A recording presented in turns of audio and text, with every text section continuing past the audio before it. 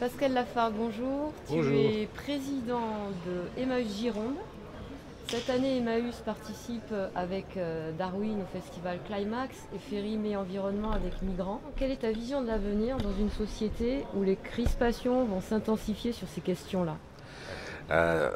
D'abord, le partenariat avec Darwin et Emmaüs.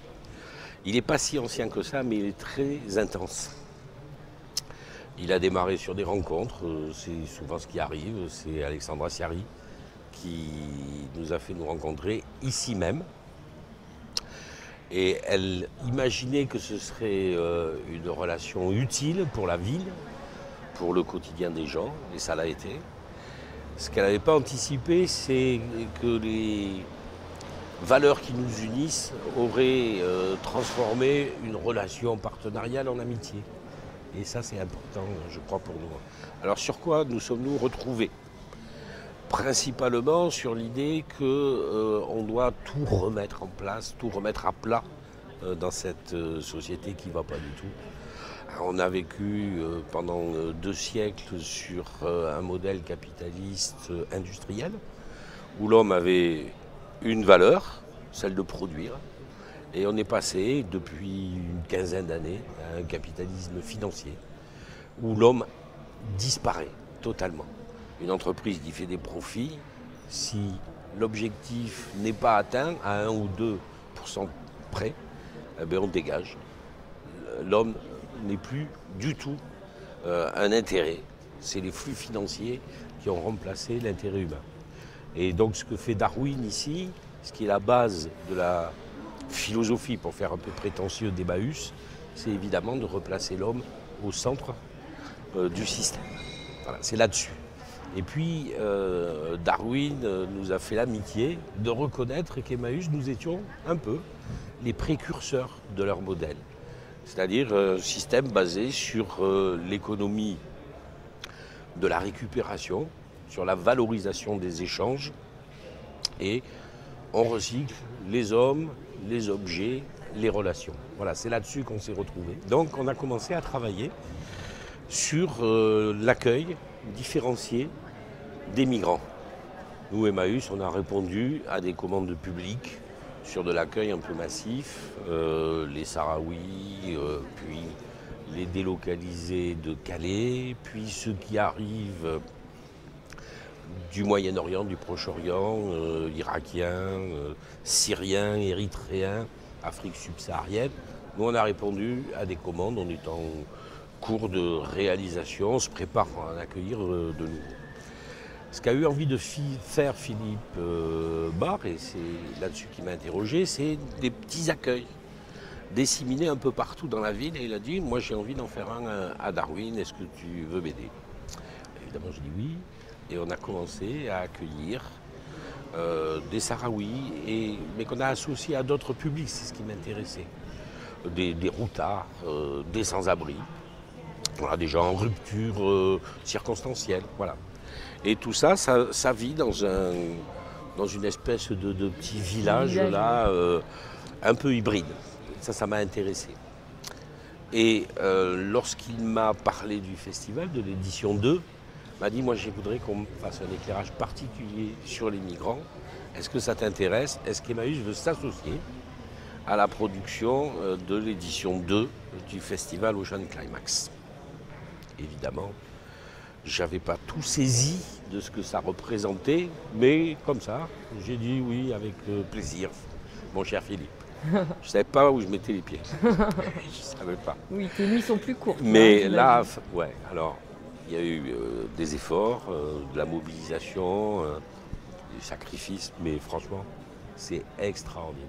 Je suis fier, bien sûr, mais encore sous l'effet de l'enthousiasme par rapport à ce qui s'est passé ici.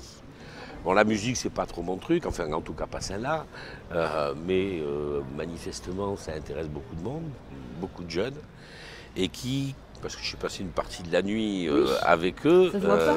Ça se voit, oui, Ouais. mais bon, c'est pas grave, qui manifestement aiment ça, les jeunes. Ils s'éclatent complètement, ils sont heureux d'être là. Le public était heureux, les prestations musicales étaient de grande qualité, manifestement. Ce qui m'a un peu plus intéressé, moi, ce sont bien évidemment les conférences, les séries, les 3 sessions, plus la dernière, l'appel, qui est devenu l'alerte de Darwin, où ça a été un moment de communion assez exceptionnel. Et d'émotions très fortes, oui.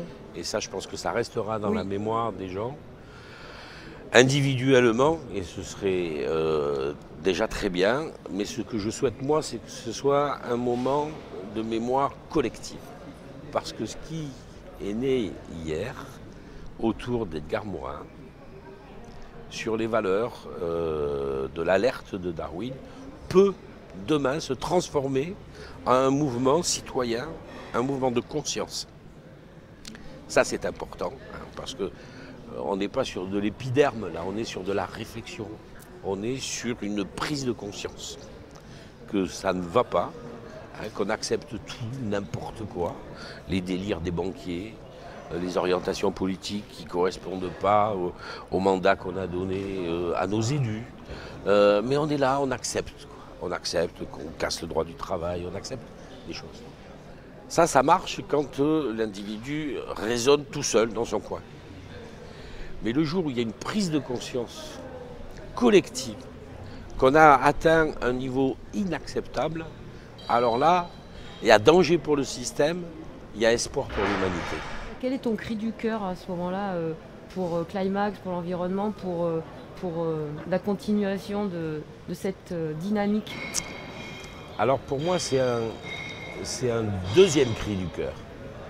J'oublie pas mes racines emmaüsiennes. La première réaction, c'est l'appel de l'abbé Pierre, 1954, quand même. C'est le cri du début des années 90, en pleine crise du logement, Emmaüs construit. Et aujourd'hui, avec Climax, je dirais Emmaüs construit autrement.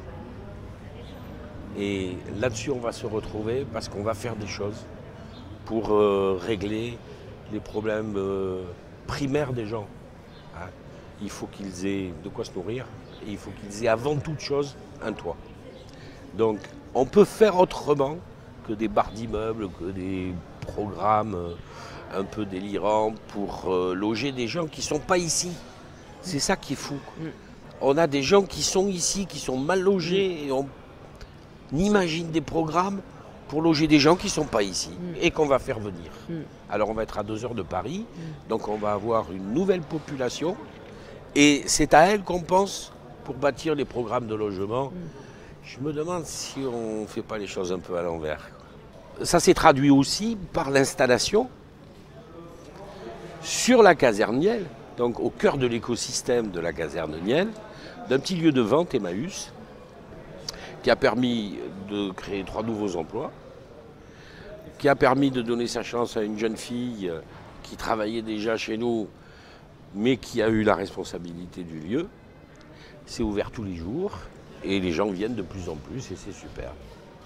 Donc là, il y a bien mixité sociale qui était un petit peu le reproche qu'on faisait à Darwin d'être hipster, bobo. Là, il y a une ouverture. Oui, il y a une ouverture et une partie du public est très différent des lieux de vente habituels d'Emmaüs.